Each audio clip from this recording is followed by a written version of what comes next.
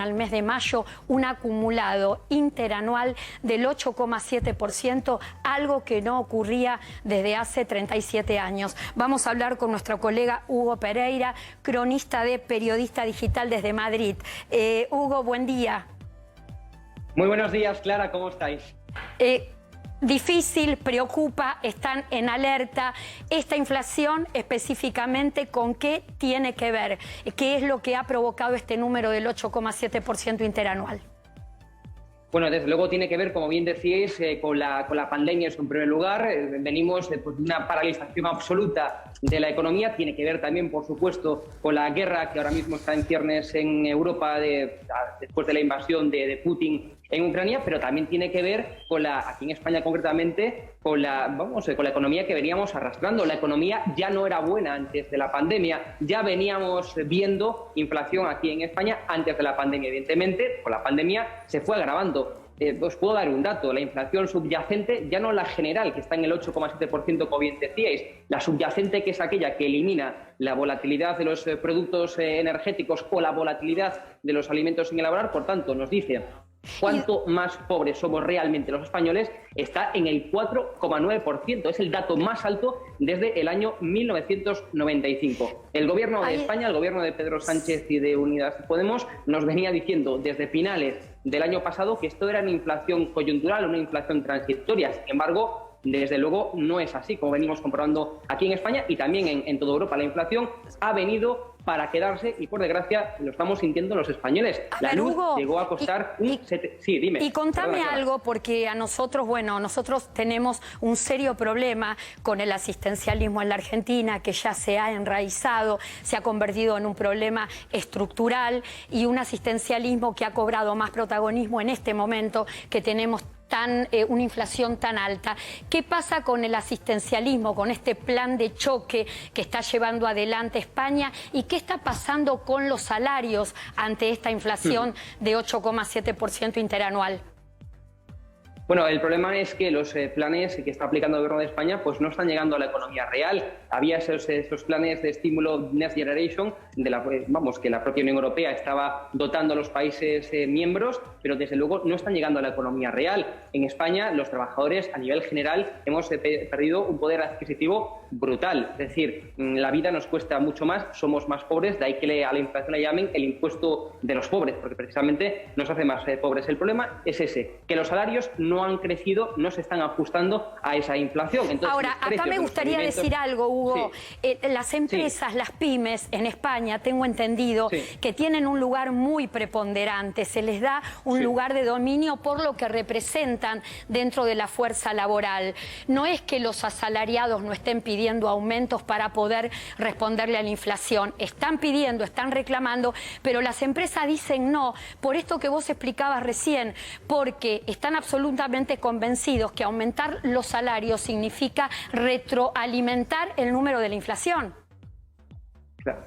Bueno, efectivamente, aquí las pymes, las pequeñas y medianas empresas, representan un 98%, casi 99% de nuestro tejido productivo en España. Es decir, la mayoría son pequeñas y medianas empresas, no tenemos grandes multinacionales, no tenemos grandes empresas, y desde luego es que en España la media es que se cierran 100 empresas al día. Repito, la media son 100 empresas al día, 100 pequeñas y medianas empresas.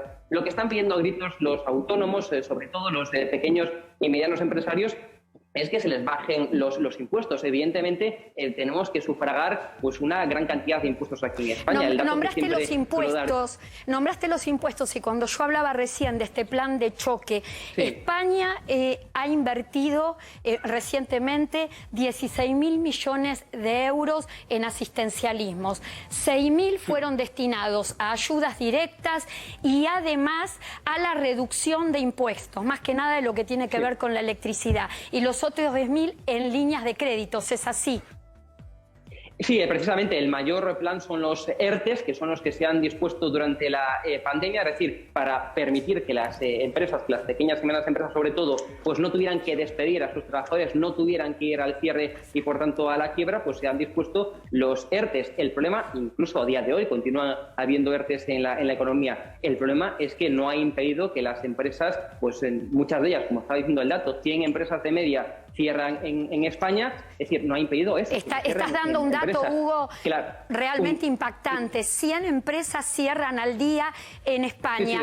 Damián Di Pace te quiere hacer una pregunta y también Adrián Trócoli. Hugo, yo te escucho y no sé si estás en la Avenida de Mayo en Buenos Aires o en la Gran Vía en Madrid, porque cierran empresas, sube la inflación. Yo tengo un indicador, supongamos un sábado cualquiera en la Gran Vía en Madrid. Vos y yo en los últimos 10 años. Hasta el año 2019 yo comía un emparedado jamón serrano en la Gran Vía y me costaba €1 y una cañita €1, una cerveza €1. ¿Cuánto está eso hoy? Bueno, pues vamos, si tenemos en cuenta la inflación, pues perfectamente las cañas pues, pueden estar en 2, 3 euros o mucho más. Pero es que el problema ya no son esos productos, digamos, de entretenimiento, por decirlo. Es que la cesta de la compra de los recién nacidos, que estamos viendo detrás de mí, un supermercado, la cesta se encareció un 32%, insisto, de los recién nacidos. Estamos hablando de que productos básicos, productos que se compran y que son indispensables, ¿no?, para nuestro día a día, han encarecido, insisto, un 32%. La luz se encareció, en el peor de los casos, un 700% hace apenas un par de semanas. Hugo, te hago una pregunta, el peor de la inflación. Que decís que atrás tenés un supermercado.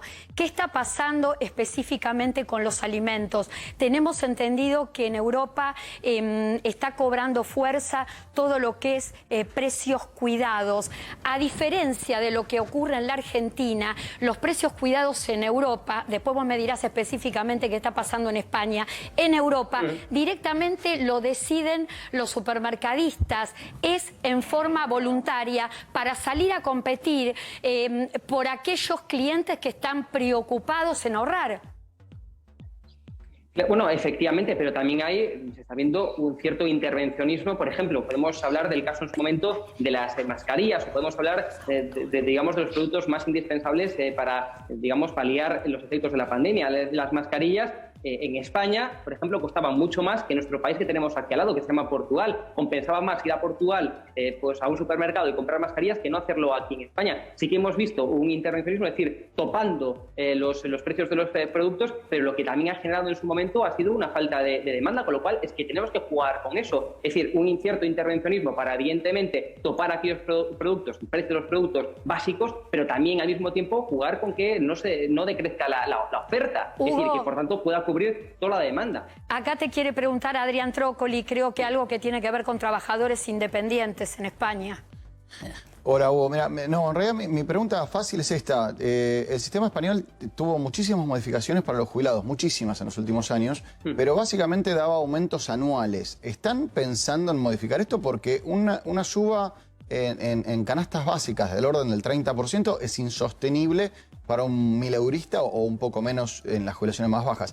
¿Están haciendo refuerzos, un plan? Precisamente el Gobierno de España ahora mismo lo que quiere intentar, aunque desde luego parece que no lo va a conseguir, es ajustar las pensiones al IPC, es decir, a la inflación. Okay. Pero claro, nos encontramos que si efectivamente hacemos ese ajuste aquí en España, ese ajuste que ya se puso encima de la mesa en su momento, pero es que va a ser imposible ajustarla en este año, porque cuando se puso encima de la mesa ese plan, estamos hablando de una inflación del 1 y pico %, del 2%. Ahora mismo tenemos una inflación media anual, tal y como arroja organismos como Funca, que va a llegar al 6,2, 6,8%, es decir, la inflación media anual de este año. Entonces, si ajustamos las pensiones al IPC, a la inflación, podríamos gastar, es lo que dicen los expertos, 17.000 millones de euros. Es un gasto inasumible. Recordemos que España, su deuda, si sumamos la deuda de todas las administraciones públicas, está en el casi 120% de deuda. Es decir, una deuda verdaderamente, bueno, porque también está en máximos históricos, por cierto. Lo que preocupa ya no solamente es la inflación, sino es el conjunto de la economía. Claro. Estamos hablando...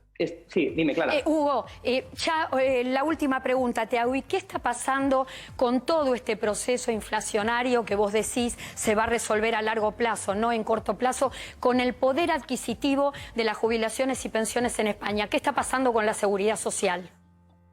Lo que está pasando es que el plan, digamos, de la seguridad social no funciona. Como dice un catedrático aquí en España de economía, la seguridad social aquí en España no es ni segura ni social. Y es que ese es el problema. Lo que hay que hacer es, digamos, ir a la base del problema. Y es que ahora mismo hay prácticamente más personas cobrando del Estado, me refiero a pensionistas, me refiero a parados y me refiero a todas las personas que están recibiendo pues, ayudas del Estado, que personas que están trabajando en el sector privado. La natalidad aquí en España es que es muy baja en comparación cuando se forjó ese plan de seguridad social. Lo que no puede ser es continuar con una seguridad social y con un diseño que no funciona a día de hoy por la baja natalidad y que no funciona a día de hoy, bueno, pues porque efectivamente no se recauda lo mismo y no estamos en las mismas circunstancias que cuando se forjó este plan de seguridad social, con lo cual es que la cuestión no es hacer ajustes, la cuestión es ir, digamos, a la base del problema, y quizás lo que haya que hacer aquí en España sea potenciar también los planes de pensiones privados y no obstaculizarlos como se está haciendo. Si la seguridad social pública, por tanto, pues no puede ajustarse a la inflación, no puede ajustarse a lo que estamos padeciendo aquí en Europa y en España especialmente, pues desde luego lo que habrá que hacer es buscar otras soluciones, a ir a la base del problema. Estamos muy acostumbrados a barnizar la economía, a barnizar los problemas y no ir a la base de los mismos. Y si pensamos a largo plazo, la hucha de las pensiones, como decimos aquí en España, es que cada día tiene menos millones de euros y cada día hay precisamente más pensionistas, porque la media de edad pues, ha aumentado exponencialmente en España, hay más desempleados y hay más personas que cobran del Estado, con lo cual es que no es cuestión de ajustar el IPC a las pensiones, es cuestión de ir a la base del problema y por tanto, buscar soluciones que permitan ayudar a esa seguridad social. Hugo, los planes de pensiones privados.